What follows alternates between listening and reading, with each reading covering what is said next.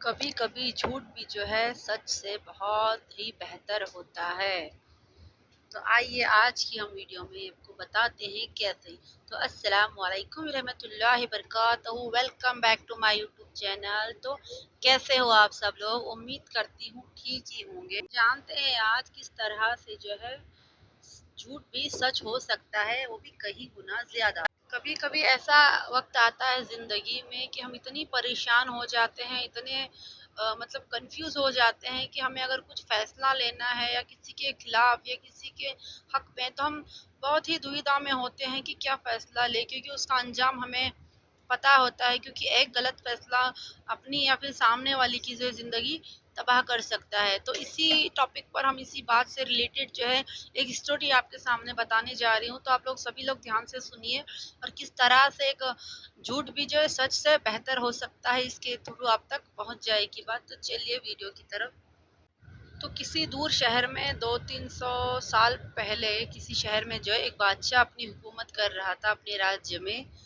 तो वहाँ पर जो है हर वीक या फिर हर हफ्ते कोई एक मुकर्रर टाइम था, जिस टाइम पे जो है जिस भी गुनहगार बंदा जो भी रहेगा, जिस पर तोहमत लगी होगी, जिस पर मतलब कोई इल्ज़ाम लगा होगा, तो उस टाइम पर उस दिन पर जो है उसको वहाँ पर ले जाया जाता था कि इसने जो सज़ा की है तो बादशाह के सामने इसको पेश किया करते थे।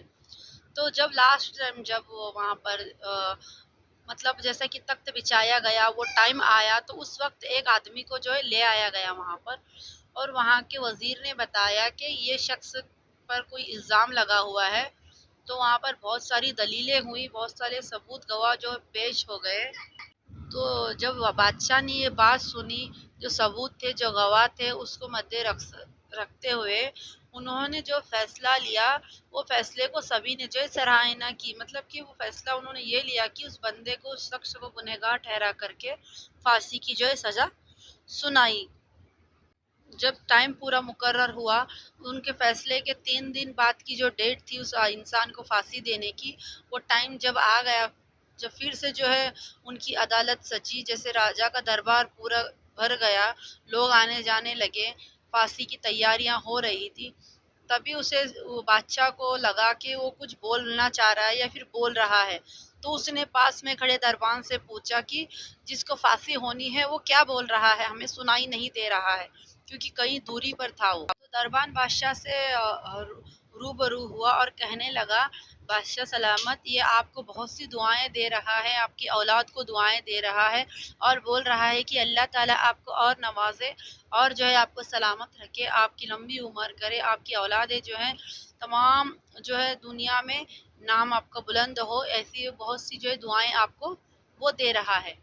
जैसे ही राजा ने ये बात सुनी बादशाह ने, तो वो एकदम अचंभित हो गया, क्योंकि उसने उस जिसको उसने गुनहगार ठहराया था, उस इंसान से उसने ये उम्मीद नहीं की थी।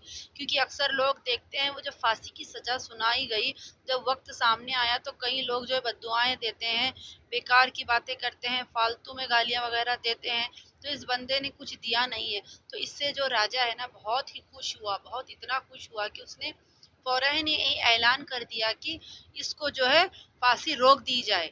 तमाम दरबार के लोग अचंभित हो गए, सब एक दूसरे को देखने लगे, हवाएं रुक गई, परेशानी सबके चेहरे पर नज़र आने लगी। लेकिन वो तो बादशाह सलामत थे, वो उनका जो हुक्म कोई नहीं टाल सकता था।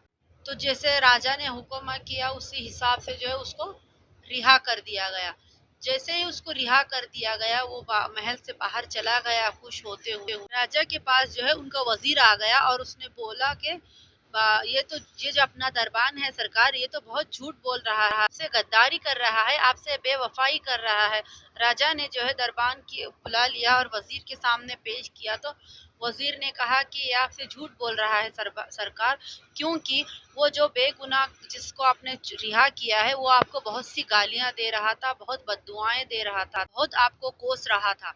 तो सरकार जो है, बादशाह के चेहरे पर हल्की सी मुस्कान आई और वो खुश हुए और अपने सख्त लहजे से बोल, वजीर आप परेशान ना हो, एक इनका झूठ किसी की जिंदगी जो है बचा सका, क्योंकि कभी कभी एक बोला गया झूठ भी सच से बेहतर है। जिस तरह से राजा ने जो है एक झूठ को जो सच की जो मतलब तस्वीर बताई है उस हिसाब से बहुत ही अच्छा हुआ।